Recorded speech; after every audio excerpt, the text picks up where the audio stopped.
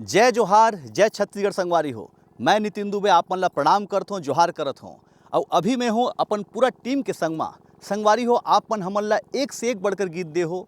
आप मन दे हो काबर कि हमन तो सिर्फ बना सकत हन, वो गीत ला सुपर हिट करना आप मन के काम है। जैसे रायगढ़ वाला राजा, हाय रे मोर कोचई पान, काते रूप निखार चंदैनी, चंदा रे गुलमोहर और अतका सारा गाना, मुनगा काड़ी, गोंदा तोला रे, नील परी, मंदाकिनी, एक ले बढ़कर एक सॉन्ग आपन सुपर हिट बनाए हो। तो 2024 के शुरुआत में हम एक ठी ऐसने सुपर हिट नवा गीत लेके आत हन। काबर की साल के शुरुआत में कुछ पौष्टिक होना चाहिए और आप मन ला छत्तीसगढ़िया प्रोटीन विटामिन खिलाए बर हम नया गीत लेके आत हन। और मोर संग में है एक गीत में, मोर संग में जो गाना गाइन है गायिका अभिनेत्री शर्मिला विश्वास जी। मोर 20-22 साल से लगातार मोर हर गीत ला लिखते हैं बुधराज चौहान जी, ये गीत ला भी वही लिखिन है।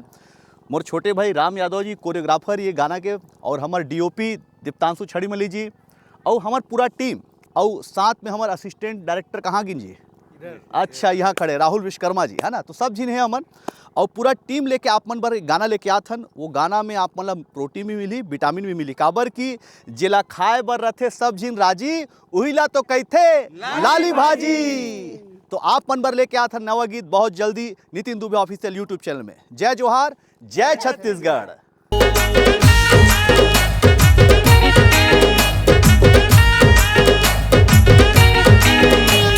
का साघे का साघे का साघे, तू हर घर का साघे का साघे का रांधे हजी।